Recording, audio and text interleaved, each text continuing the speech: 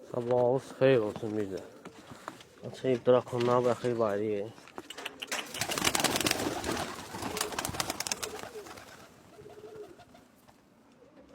Bunlar varsa dəvrəmir.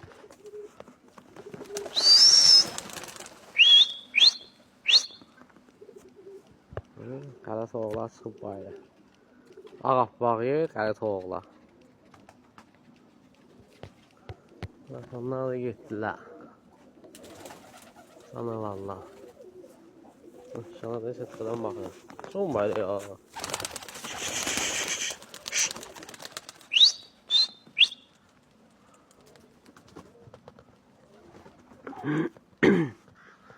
Notlar. Not deyiblər. Balalar çıxır. 2 dənə orada bala var. 2 dənə yumurtalar orada var.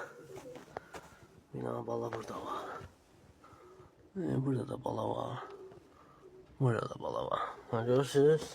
Setkada yaşayırlar ha. Şunun bir ayağının altı quru olsun. Bir də qarnı tox olsun. So. Setkanın içində yaşayırlar.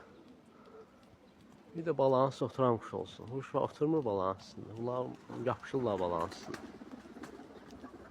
Çəkilirlər özlərini. Adi kuş olsa üzü getmişdi.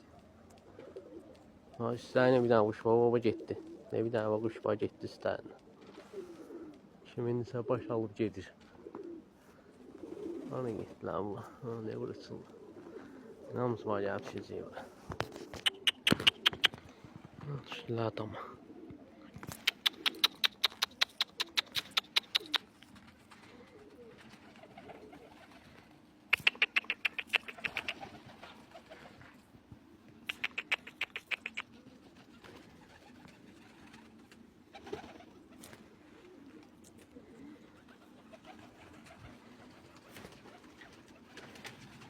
Canavarları necə gəlirlər?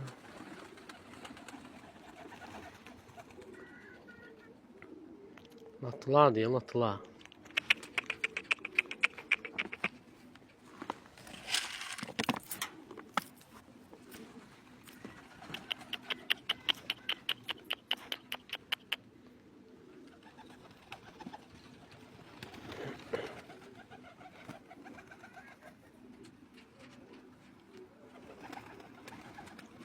Göyçil balayı var. Ne göyçil balayı var ki.